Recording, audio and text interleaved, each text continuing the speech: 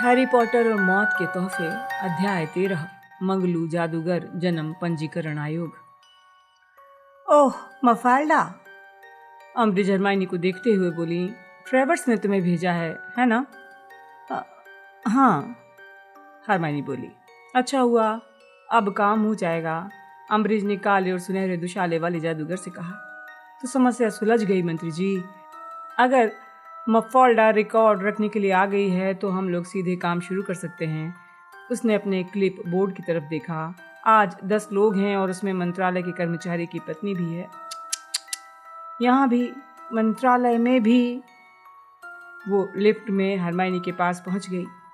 मंत्री जी से अम्बridge की सीधी बातचीत सुन रहे दोनों जादूगर लिफ्ट में चढ़ गए। हम लोग सीधे नीचे चलते हैं मफाल्डा, तुम्हें जिन चीज़ों की ज़रूरत होगी वो सब अदालत में मिल जाएंगी। गुड मॉर्निंग एल्बर्ट, क्या तुम्हें बाहर नहीं निकलना है? हाँ, जाहिर है, हैरी ने रन कॉन की गहरी आवाज़ में कहा। हैरी लिफ्ट से बाहर निकल गया। सुनहरी ग्रिल उसके पीछे बंद हो गई। हैरी ने सिर घुमाकर देखा। हरमाइनी का तनाव पूर्ण चेहरा नीचे उछल हो रहा था। हरमाइनी की दोनों तरफ एक एक ऊंचा जादूगर खड़ा था और अम्बridge के बालों पर लगा मखमली बो हरमाइनी के कंधे की ऊंचाई तक आ रहा था। तुम यहाँ कैसे रनकॉन? नए जादू मंत्री ने पूछा। उनके लंबे काले बालों और दाढ़ी में सफेद लकीरें थीं।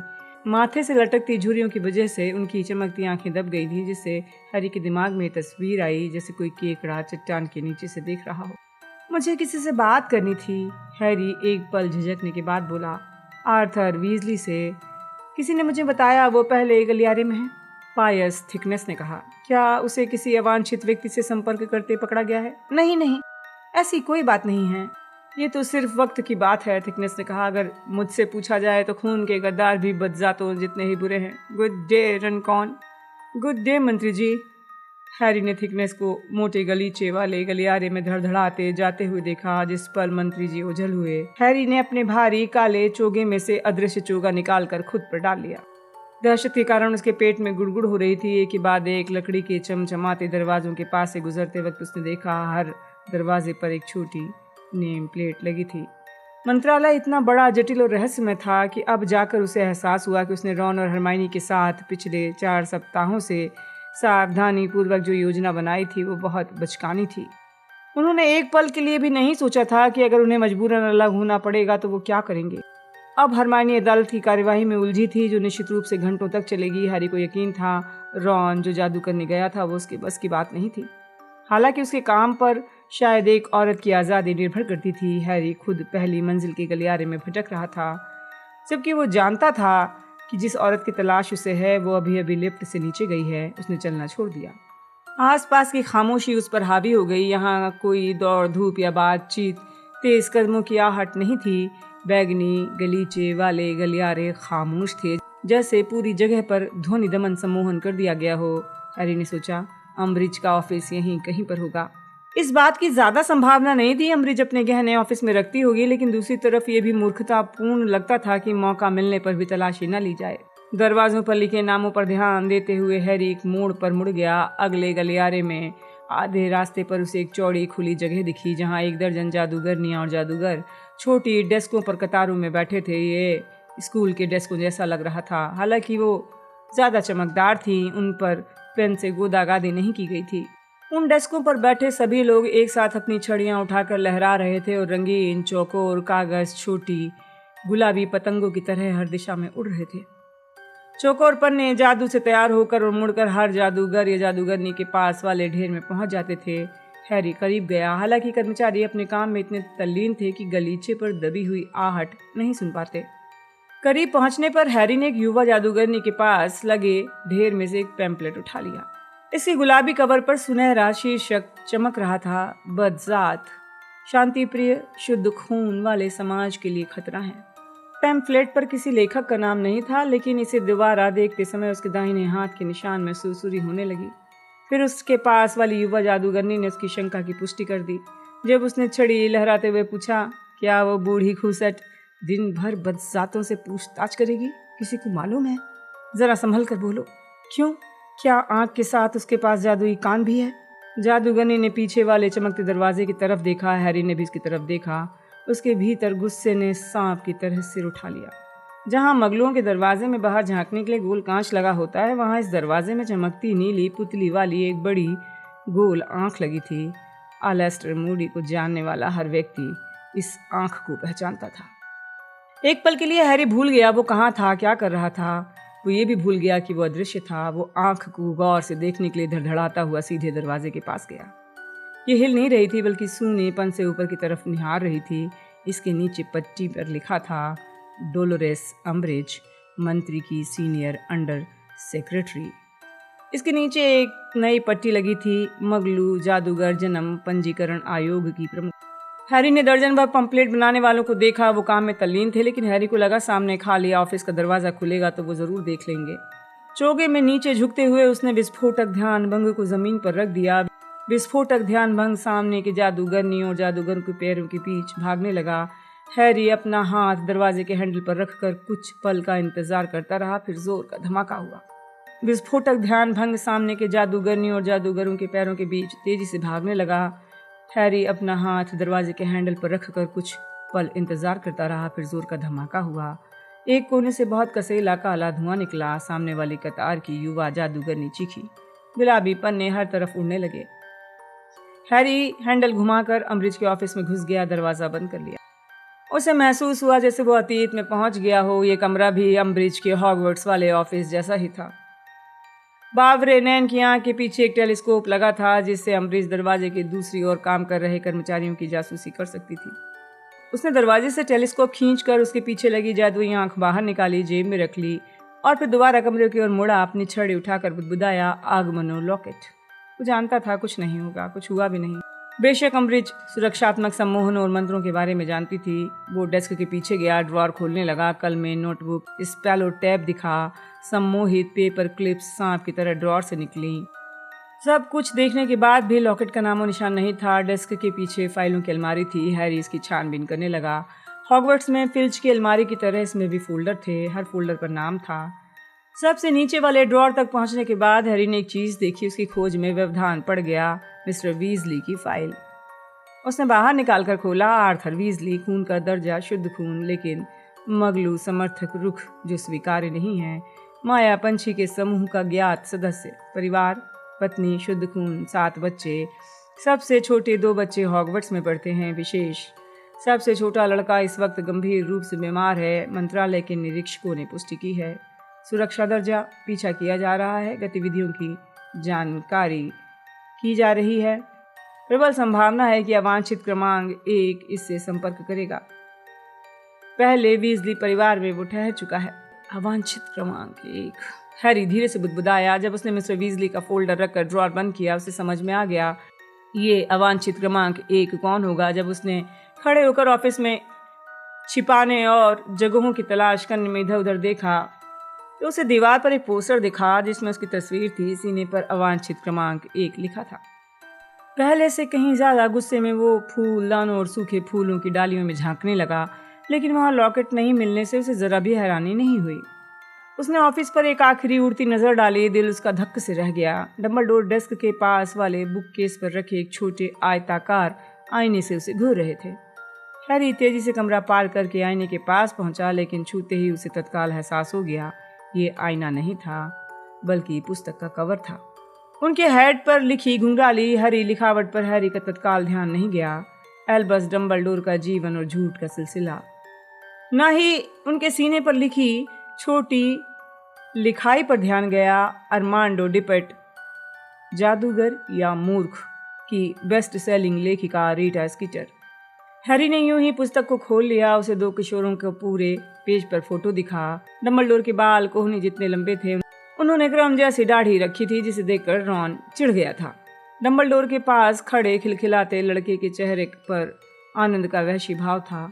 उसके कंधों तक झूलते सुनहरे बाल घुंघराले थे। हैरी ने सोचा ये कहीं युवा डोज तो नहीं है, लेकिन इसके नीचे लिखे कैप्शन को पढ़ पाता इससे पहले ही ऑफिस का दरवाजा खुला। अगर कमरे में दाखिल होते समय थिकनेस कंधे के पीछे नहीं देख रहे होते तो हैरी को अदृश्य चोगा ओढ़ने का वक्त नहीं मिलता, क्योंकि 1-2 पल के लिए वो बिल्कुल स्थिर खड़े रहे, अजीब तरीके से उस जगह को घूरते रहे। थिकनेस आखिरकार डेस्क तक आए। अपनी छड़ी उस कलम की ओर की जो लवात में तैयार खड़ी थी। कलम उछलकर बाहर निकली और अम्ब्रिज को एक चिट्ठी लिखने लगी। बहुत धीरे धीरे मुश्किल से सांस लेने की हिम्मत करते हुए हैरी ऑफिस से बाहर निकलकर खुले इलाके में पहुंच गया। पैम्फलेट बनाने वाले अब भी विस्फोटक ध्यान भंग के अवशेषों के चारों तरफ खड़े थे, जो धीमे धीमे आवाज करने के साथ धुआं उड़ा रहा था। लिफ्ट की तरफ तेजी से बढ़ते हुए हैरी अपने विकल्पों पर गौर करने लगा। इस बात की जरा भी संभावना नहीं थी कि लॉकेट यहाँ मंत्रालय में होगा। अमृत से जादू से इसका ठिकाना गलवाने की उम्मीद नहीं थी, क्योंकि वो भीड़ भरी अदालत में थी। अब सबसे अच्छा काम ये हो सकता था कि भांडा फूटने से पहले वो मंत्रालय से बाहर निकल जाएं। इसके लिए सबसे पहले रॉन को खोजना था, फिर हरमाइनी को अदालत से निकालने का कोई रास्ता सोचना था। जब लिफ्ट आई तो वो खाली थी। हैरी अंदर घुस गया। जब लिफ्ट नीचे जाने लगी तो उसने अदृश्य चोगा उतार दिया। दूसरे गलियारे में लिफ्ट रुकने पर उसे राहत मिली, जब उसने घबराई आंखों वाले गीले रॉन को अंदर आते देखा। जब लिफ्ट चलने लगी तो रॉन ने हकलाकर हैरी से कहा, मॉर्निंग। रॉन, मैं हूँ, हैरी। हैरी, ओह, मैं तो भूल ही गया था तुम कैसे दिखते हो। हरमाइनी तुम्हारे साथ क्यों नहीं है?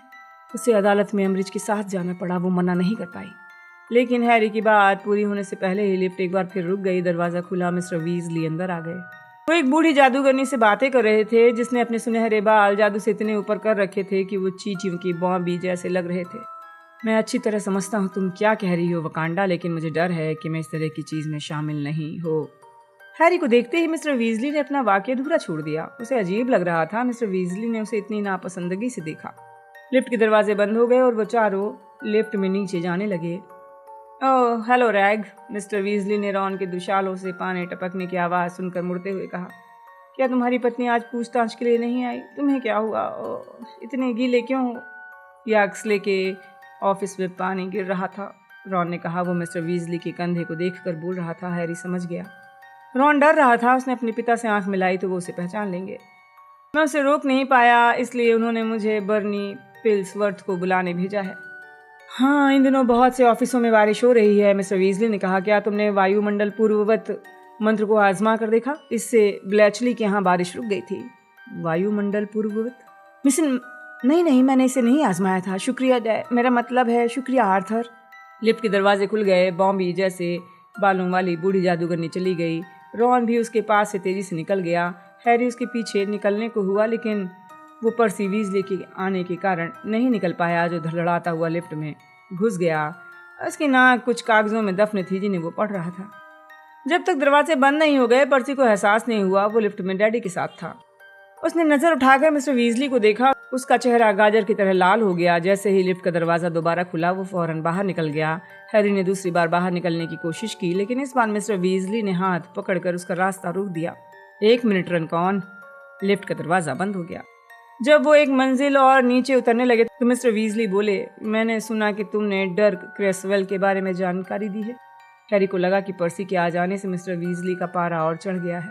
उसने फैसला किया, सबसे अच्छा काम मूर्खता का नाटक करना है। क्या कहा? नाटक मत करो रनकॉन।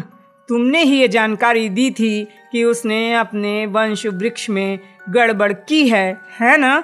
मिस्टर वीजली आवेश में बोले। अगर मैंने दी है तो क्या? हैरी ने कहा। देखो, डर्क क्रेसवेल तुमसे 10 गुना अच्छा जादूगर है। अगर वो अस्कबान से जिंदा लौट आता है तो तुम्हें उसे जवाब देना होगा, उसकी पत्नी, बेटों और दोस्तों को भी। लिफ्ट नीचे उतरने लगी। आर्थर, तुम्हें पता है तुम पर नजर रखी जा रही है?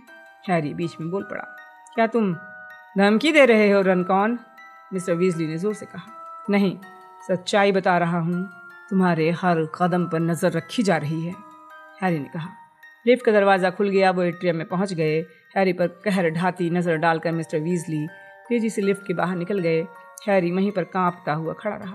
हैरी ने अपना अदृश्य चोगा निकालकर ओढ़ लिया। जब वो रॉन बारिश वाले ऑफिस से निपट रहा था, वो हरमाइनी को अपने दम पर बाहर निकालने की कोशिश करेगा। लिफ्ट का दरवाजा खुलने पर वो मशालों से रोशन पत्थर की गलियारे में निकला। जब लिफ्ट खड़खड़ाती हुई दोबारा चली गई तो हैरी ने थोड़ा कांपते हुए उस काले दरवाजे को देखा, जो रहस्य विभाग का प्रवेश द्वार था। वो आगे बढ़ गया। काला दरवाजा उसकी मंजिल नहीं था। उसे तो बाएं हाथ वाले दरवाजे की तरफ जाना था, जो अदालत की तरफ जाने वाली सीढ़ियों पर खुलता था। सीढ़ियाँ उतरते समय उसके दिमाग में कई संभावनाएं थीं। उसके पास अब भी 2 विस्फोटक ध्यान भंग बचे थे, लेकिन शायद अब सबसे अच्छा यही रहेगा कि वो अदालत के दरवाजे पर दस्तक दे, रनकॉर्न के रूप में दाखिल हो और मफाल्डा को थोड़ी देर के लिए बाहर बुला ले। जाहिर उसे पता नहीं था कि क्या रनकॉर्न इतना महत्वपूर्ण है कि वो ये काम कर सकता है। और मान लो वो ये काम कर भी ले तो क्या ये हो सकता है कि मंत्रालय उनके बाहर निकलने से पहले ही हरमाइनी को खोजने लगे। विचारों में खोए होने के कारण उसे तत्काल उस अस्वाभाविक ठंडक का एहसास नहीं हुआ जो उस पर हावी हो रही थी। उसके हर कदम के साथ ठंड बढ़ रही थी। ठंडक उसके गले में उतर गई, इसने उसके फेफड़ों को जकड़ लिया। फिर उसे महसूस हुआ कि निराशा, हताशा उसके भीतर भर रही है। उसने सोचा, दम पिशाच। अदालत के बाहर वाले अंधेरे गलियारे में ऊंची काली नकाब पोश आकृतियां भरी थीं। उनके चेहरे छिपे थे। वहां पर उनकी खड़खड़ाहट जैसी सांस के अलावा कोई आवाज नहीं थी। मंगलू परिवारों में पैदा हुए जिन जादूगरों को पूछताछ के लिए लाया गया था, वो दहशत में लकड़ी की सख्त बेंचों पर सिकुड़ कर बैठे थे। कुछ के साथ परिवार वाले थे, कुछ अकेले थे। दम पिशाच उनके सामने इधर उधर मंडरा रहे थे। वहां ठंड, निराशा और हताशा हैरी को शाप जैसी लगी। वो जानता था कि अगर पितृदेव उत्पन्न करेगा तो भेद तत्काल खुल जाएगा। उसका दिमाग सुन्न हो रहा था, लेकिन उसने खुद को हरमाइनी और रॉन के बारे में सोचने के लिए मजबूर किया जिन्हें उसकी जरूरत थी।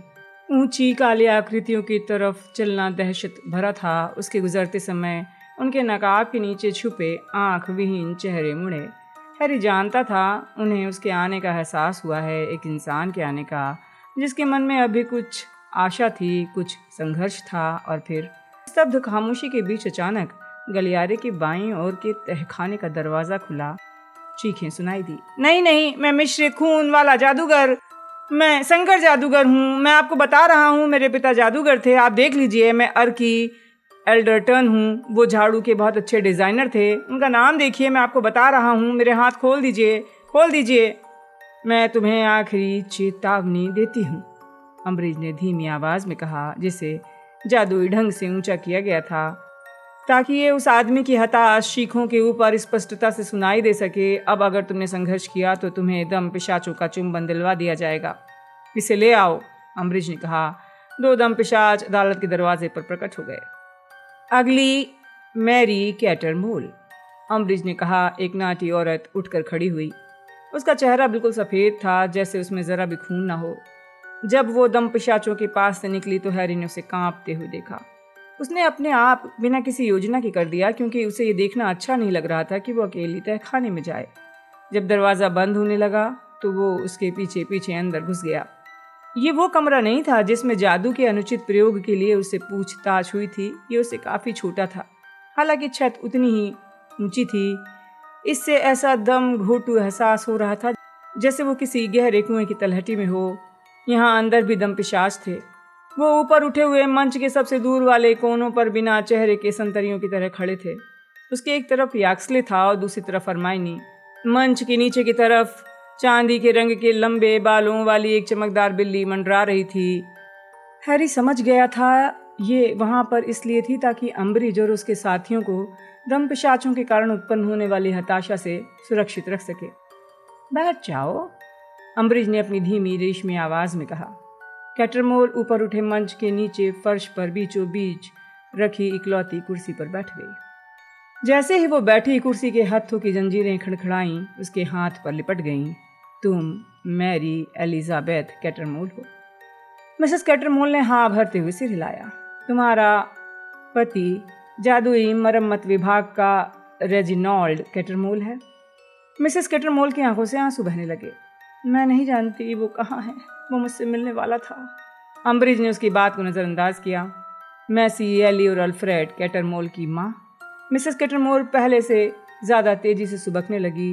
वे डरे हुए हैं, उन्हें लगता है मैं घर नहीं लौट पाऊंगी। याक्सले गुस्से में बोला, ये नाटक रहने दो। बदजातों के पिल्लों के लिए हमारे दिल में कोई हमदर्दी नहीं है। मिसेस कैटरमोल की सुबकियों के कारण हैरी के कदमों की आहट सुनाई नहीं दी। जब वो उठे हुए मंच की सीढ़ियों की तरफ सावधानी से गया, जिस पल वो पहरा देने वाली पितृदेव बिल्ली के पास से गुजरा, तो उसे तापमान में बदलाव महसूस हुआ। यहाँ गर्म और आरामदेह माहौल था। उसे यकीन था कि पितृदेव अम्बरीज का था, इसलिए इतना चमक रहा था, क्योंकि वो बहुत खुश थी और उन बेहुदा कानूनों का पालन करवा रही थी जिन्हें शायद उसने ही बनाया था। धीरे धीरे वो बहुत सावधानी से मंच पर अम्बरीज, याक्सले और हरमाइनी के पीछे पहुंच गया। हरमाइनी के पीछे वाली कुर्सी पर बैठ गया। उसे इस बात की चिंता थी हरमाइनी कहीं उछल न पड़े। उसने अम्बरीज और याक्सले पर ध्वनि दमन सम्मोहन करने के बारे में सोचा, लेकिन ये शब्द बुदबुदाने से हरमाइनी दहशत में आ सकती थी। फिर अम्बरीज कैटरमोल से ऊंची आवाज में बोली तो हैरी ने मौके का लाभ लिया। वह हरमाइनी के कान में फुसफुसाया, मैं तुम्हारे पीछे हूँ। जैसी हैरी को उम्मीद थी, हरमाइनी जोर से उछली। इस चक्कर में स्याही की दावात गिरते गिरते बची, जिससे वो सवाल जवाब लिखने वाली थी, लेकिन अम्बरीज और याक्सले दोनों का ही ध्यान मिसेस कैटरमोल पे था, इसलिए गड़बड़ नहीं हुई। आज मंत्रालय आने पर तुमसे एक छड़ी ली गई है, 9.25 इंच चेरी, इसमें यूनिकॉर्न का बाल है। क्या तुम इस वर्णन को पहचानती हो? क्या तुम हमें बताओगे तुमने ये किस जादूगर या जादूगरनी से ली है? मैंने इसे लिया नहीं है, मैंने इसे खरीदा है जब मैं 11 साल की थी। इसने मुझे चुना था। वो पहले से ज़्यादा तेजी से रोने लगीं। अम्बरीज ने धीमी लड़कियों जैसी हंसी निकाली, जिसे सुनकर हैरी के मन में उस पर हमला करने की इच्छा हुई। अपने शिकार को अच्छी तरह देखने के लिए अम्बरीज बैरियर की तरफ आगे झूली। उसके साथ ही एक सुनहरी चीज आगे की तरफ झूल गई, खाली जगह पर लटकने लगी। लॉकेट। हरमाइनी ने इसे देख लिया। उसने चीख निकाली, लेकिन अम्बरीज और याक्सले दोनों की ही आंख कान अपने शिकार पर थे, इसलिए उन्होंने कुछ नहीं सुना। अम्बरीज ने कहा, नहीं, मुझे ऐसा नहीं लगता। मेरे पास तुम्हें भेजी गई प्रश्नावली के तुम्हारे द्वारा दिए गए जवाब हैं। मफाल्डा, जरा जवाब तो देना। अम्बरीज ने अपना छोटा हाथ आगे बढ़ाया। हरमाइनी के हाथ सदमे से कांप रहे थे। वो अपने पास वाली कुर्सी पर रखे दस्तावेजों को ढेर को उलट पलट करने लगी। आखिरकार उसने एक चर्म पत्रों का ढेर निकाला, जिस पर कैटरमोल का नाम लिखा था। ये बहुत सुंदर है डोलोरेस। उसने अम्बरीज के ब्लाउज के मुड़े हुए कोनों में चमकते लॉकेट की तरफ इशारा किया। क्या? अम्बरीज ने नीचे देखते हुए कहा। ओह हाँ, पुराना पारिवारिक गहना है। उसने अपनी बड़ी छाती पर पड़े लॉकेट को थपथपाते हुए कहा। इस पर लिखे एस का मतलब है सेल्विन। मैं सेल्विन परिवार की नज़दीकी रिश्तेदार हूँ। दरअसल बहुत कम शुद्ध खून वाले परिवार हैं जो मेरे रिश्तेदार नहीं हैं। बहुत अफसोस की बात है। उसने आगे ज़्यादा तेज आवाज़ में कहा, जब वो मिसेस कैटरमोल की प्रश्नावली पर नज़र दौड़ाने लगी। अम्बरीज के झूठ से हैरी के दिमाग में गुस्से का दौरा पड़ गया। उसने सावधानी छोड़ दी। अम्बरीज ने घटिया अपराधी से रिश्वत में जो लॉकेट लिया था, उसका इस्तेमाल वो अपने शुद्ध खून के दर्जे को बढ़ाने के लिए कर रही थी। हैरी ने छड़ी उठाई। अदृश्य चुगी के नीचे छिपाए रखने का कष्ट किए बिना बोला, स्तब्ध हो। लाल रोशनी की चमक हुई। अम्बरीज स्तब्ध हो गई। उसका माथा कटघरे की कोने से टकराया। नीचे चांदी जैसे रंग की बिल्ली गायब हो गई। बर्फ जैसी ठंडी हवा आंधी की तरह उनसे टकराई। याक्सले ने मुश्किल से स्रोत की तलाश की। उसे हैरी का हाथ दिखाई दिया। उसने छड़ी निकालने की कोशिश की, लेकिन बहुत देर हो चुकी थी। स्तब्ध हो! याक्सले फर्श पर गिर गया। हैरी! हरमाइनी, अगर तुम्हें लगता है कि यहाँ बैठकर उसे नाटक करने देता। हैरी! मिसेस कैटरमोल। हैरी घूमा। उसने अपना अदृश्य चोगा उतार दिया। नीचे दमपिशाच अपने कोनों से निकल आए थे। वो कुर्सी पर बंधी औरत की तरफ बढ़ रहे थे, शायद इसलिए क्योंकि पितृदेव गायब हो गया था, या फिर उन्हें यह एहसास हो गया था उनके मालिक अब नियंत्रण में नहीं हैं। कारण चाहे जो हो, उन्होंने संयम छोड़ दिया था। मिसेस कैटरमोल ने चीख निकाली जब एक गंदे गले हुए हाथ ने उनकी ठुड्डी पकड़कर चेहरे को पीछे कर दिया। पितृदेव संरक्षणम! हैरी की छड़ी की नोक से मृग निकला। उसने दम पिशाचों की तरफ छलांग लगा दी। ये कमरे में चारों तरफ घूमने लगा तो तहखाना रोशन और गर्म हो गया। होरक्रक्स निकाल लो, हैरी ने हरमाइनी से कहा। वो सीढ़ियों के नीचे भागा। अदृश्य चोगे को दोबारा बैग में ठूस लिया। मिसेस कैटरमोल के पास पहुंचा। तुम? मिसेस कैटरमोल ने उसके चेहरे को देखते हुए कहा। लेकिन रैग ने तो बताया था कि तुम्ही ने मेरा नाम पूछताछ के लिए दिया था। अच्छा, मैंने दिया था? हैरी ने उसके हाथ बांधने वाली जंजीर को खींचते हुए कहा। मेरा हृदय परिवर्तन हो गया है। विभक्त तो कुछ नहीं हुआ। हरमाइनी, इन जंजीरों को कैसे खोलूं? जरा ठहरो, मैं यहाँ कुछ करने की कोशिश कर रही हूँ। हरमाइनी, हम दम पिशाचों से घिरे हैं। मैं जानती हूँ, लेकिन हैरी, जागने पर उसे पता चल जाएगा कि उसका लॉकेट गया है। मुझे इसकी हूबहू नकल बनानी होगी। मिथुनो, ये लो, इससे वो मूर्ख बन जाएगी। हरमाइनी सीढ़ियों पर भागती हुई नीचे आई। अच्छा, देखते हैं। पृथको! जंजीरें खनखनाई, खुलकर वापस कुर्सी के हत्थों पर पहुंच गईं। मिसेज कैटरमोल पहले जितनी डरी थी, मैं समझ नहीं पाई। वो फुसफुसाई। तुम यहाँ से हमारे साथ चलो। हैरी उसे अपने पैरों पर खड़ा करते हुए बोला। घर जाओ, बच्चों को लेकर कहीं बाहर चली जाओ। देश के बाहर वेश बदल लो, भाग जाओ। तुमने देख लिया है ये कैसा है। यहाँ सुनवाई में तुम्हें न्याय नहीं मिलेगा। हैरी, हम लोग यहाँ से बाहर कैसे निकलेंगे? दरवाजे के बाहर बहुत सारे दम पिशाच हैं। पितृदेव की मदद से। हैरी ने अपनी छड़ी से पितृदेव की ओर इशारा किया। मृग धीमा हुआ, तेजी से चमकता हुआ दरवाजे की तरफ बढ़ा। हमें ज्यादा से ज्यादा पितृदेव उत्पन्न कर लेना चाहिए। तुम भी पितृदेव उत्पन्न कर लो हरमाइनी। पितृदेव संरक्षणम! कुछ नहीं हुआ। उसे इस मंत्र में दिक्कत आती है, हैरी ने पूरी तरह चकराई हुई मिसेस कैटरमोल से कहा। थोड़ा दुर्भाग्यपूर्ण है। एक बार फिर हरमाइनी, पितृदेव संरक्षणम। हरमाइनी के छड़ी से उद्बिलाव निकला, हवा में शालीनता से तैरता हुआ मृग के पास जाने लगा। चलो, हैरी ने हरमाइनी और मिसेस कैटरमोल को दरवाजे की तरफ ले जाते हुए कहा। पितृदेव उड़ते हुए तहखाने से बाहर निकले तो बाहर लोग सदमे से चीखने लगे। हैरी ने चारों तरफ देखा। सफेद प्राणियों को देखकर दम पिशाच उनके दोनों की तरफ पीछे हट रहे थे, अंधेरे में गुम हो रहे थे, तितर बितर हो रहे थे। ये फैसला हो गया है कि तुम सभी लोग घर जाओ, अपने परिवारों के साथ छुप जाओ, हैरी ने मगलू परिवार में जन्मे जादूगरों से कहा, जिनकी आंखें पितृदेव की रोशनी से चकाचौंध हो गई थी और घबराकर जो पीछे हट रहे थे। अगर जा सकते हो तो देश के बाहर चले जाओ, मंत्रालय से दूर रहो। ये नई आधिकारिक स्थिति है। पितृदेवों के पीछे पीछे चलकर तुम लोग एट्रियम से बाहर निकल सकते हो। वे लोग बिना किसी बाधा की सीढ़ियों के ऊपर पहुंचने में कामयाब हो गए, लेकिन जब वो लिफ्ट के पास पहुंचे तो हैरी के मन में शंकाएं उठीं। अगर वो सफ़ेद मृग और उद्बुलाव के साथ एट्रियम से निकले, जिनके साथ मगलू परिवारों में पैदा होने वाले लगभग 20 आरोपी भी थे, तो शायद इससे लोगों को शक हो जाएगा। वो अभी इस अप्रिय नतीजे पर पहुंचा ही था कि उसके सामने एक लिफ्ट खड़खड़ाती हुई रुक गई। रैग! मिसेस कैटरमोल चीखी और तेजी से रॉन की बाहों में समा गईं। रनकॉर्न ने मुझे छुड़ा लिया है। उसने अम्ब्रिज और याक्सले पर हमला कर दिया है। उसने हम सब से देश छोड़ने को कहा है। मुझे लगता है हमें ये काम कर देना चाहिए। रैग, बच्चों को लेते हैं। और तुम इतने गीले क्यों हो? पानी, रॉन ने खुद को छुड़ाते हुए कहा।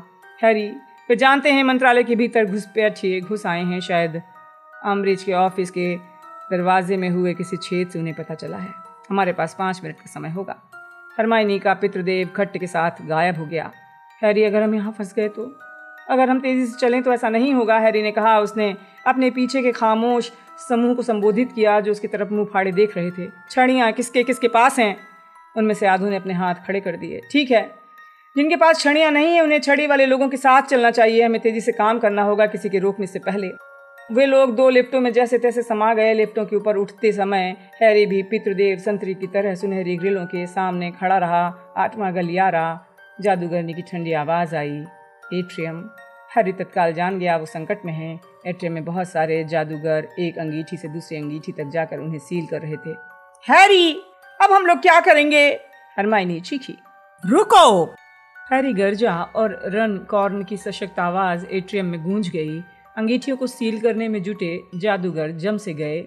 मेरे पीछे आओ, उसने दहशतज़दा मगलू परिवारों के जादूगरों से फुसफुसाकर कहा, जो रॉन और हरमाइनी के बीच में एक साथ आगे बढ़ गए। क्या हुआ अल्बर्ट? उसी अधगंजे जादूगर ने कहा जो कुछ समय पहले अंगीठी में से हैरी के पीछे निकला था। वो घबराया हुआ दिख रहा था। बाहर निकलने के रास्ते बंद होने से पहले इन लोगों को यहाँ से निकालना है, हैरी ने कहा और अपनी आवाज़ जितनी आदेश भरी बना सकता था उतनी बना दी। सामने वाले जादूगरों ने एक दूसरे की तरफ देखा। हमसे बाहर निकलने वाले सारे रास्ते सील करने को कहा गया है और ये भी कि किसी को बाहर। तो तुम मेरी बात काट रहे हो? हैरी ने रौबीले अंदाज में कहा। क्या तुम चाहते हो कि मैं तुम्हारे वंश वृक्ष की जांच करूं जिस तरह मैंने डर्क क्रेसवेल की जांच की थी? माफ करना, अधगंजे जादूगर ने आह भरकर पीछे हटते हुए कहा। मेरा मतलब ये नहीं था अल्बर्ट, लेकिन मैंने सोचा यहाँ पूछताछ के लिए इन्हें बुलाया गया है और इनका खून शुद्ध है, हैरी ने कहा। उसकी गहरी आवाज़ हॉल में प्रभावशाली ढंग से गूंजी। तुम में से कई लोगों से ज़्यादा शुद्ध है। अब तुम लोग जाओ, उसने मगलू परिवारों के जादूगर से कहा, जो तेजी से अंगीठियों में आगे गए। 2-2 करके ओझल होने लगे। उनमें से कुछ दुविधा में दिख रहे थे, कुछ डरे हुए थे, चिड़चिड़े थे। फिर मैरी, मिसेस कैटरमोल ने पलट कर देखा। असली रैग कैटरमोल, जिसकी उल्टी अब बंद हो गई थी, चेहरा पीला था। वो अभी अभी लिफ्ट से भागता हुआ आया था। रैग, उसने अपने पति से रॉन की तरफ देखा जिसने जोर से गाली दी। अधगंजा जादूगर आंखें फाड़ कर देखता रहा। उसका सिर बेवकूफ़ी पूर्ण ढंग से एक रैग कैटरमोल से दूसरे रैग कैटरमोल की तरफ मुड़ता रहा। अरे ये क्या हो रहा है? ये क्या है? रास्ते बंद करो, बंद करो। याक्सले एक और लिफ्ट से धड़धड़ाता हुआ निकल रहा था। मगलू परिवार में पैदा सभी जादूगर जा चुके थे। सिर्फ मिसेस कैटरमोल बची थी। जब अधगंजे जादूगर ने अपनी छड़ी उठाई तो हैरी ने अपनी विशाल मुट्ठी उठाकर उसे मुक्का मार दिया। वो हवा में उड़ता हुआ दूर जा गिरा। याक्सले, वो मगलू परिवार के लोगों को भगा रहा है, हैरी चिल्लाया। अधगंजे जादूगर के साथी कोहराम मचाने लगे, जिसका फायदा उठाकर रॉन ने मिसेस कैटरमोल को पकड़ा, उसे खुली अंगूठी की तरफ खींचा और ओझल हो गया। दुविधा में याक्सले कभी हैरी को तो कभी अधगंजे जादूगर को देख रहा था, जबकि असली रेग कैटरमोल चिल्लाया, मेरी पत्नी है, मैरी के साथ वो कौन था, ये क्या हो रहा है? हैरी ने याक्सले के सिर को मुड़ते देखा। उसके बेरहम चेहरे पर सच्चाई पता चलने की झलक थी। चलो, हैरी ने हरमाइनी से चिल्लाकर कहा। उसने उसका हाथ पकड़ा और दोनों ने एक साथ अंगीठी में छलांग लगा दी। जब याक्सले का शाप हैरी के सिर के ऊपर से तैरता हुआ निकल गया, वो कुछ सेकंड तक घूमे और फिर टॉयलेट सीट से बाहर निकले। हैरी ने लपक कर दरवाजा खोला। रॉन सिंक के पास था। वो मिसेस कैटरमोल से कुश्ती कर रहा था। मुझे छोड़ दो, मैं तुम्हारा पति नहीं हूँ, तुम्हें अपने घर जाना होगा। हैरी ने पलट कर देखा, याक्सले अभी अभी प्रकट हुआ था। चलो, हैरी चिल्लाया। उसने हरमाइनी का हाथ और रॉन की बाह पकड़ी और उसी जगह पर घूम गया। अंधेरे ने उन्हें घेर लिया। इसके साथ जकड़न की अनुभूति हुई, लेकिन कुछ गड़बड़ थी। हरमाइनी का हाथ उसकी पकड़ से फिसल रहा था। वो सोच रहा था कहीं उसका दम तो नहीं घुट जाएगा। वो सांस नहीं ले पा रहा था। रॉन की बाह और हरमाइनी की उंगलियां धीरे धीरे उससे फिसलती जा रही थीं और फिर उसे 12 नंबर ग्रिमॉल्ड चौक का दरवाजा दिखाई दिया, इसकी सांप वाली सांकल भी। लेकिन इससे पहले कि वो सांस ले पाए, एक चीख सुनाई दी और बैगनी रोशनी। हरमाइनी का हाथ अचानक उसके हाथ पर जकड़ गया और एक बार फिर अंधेरा छा गया।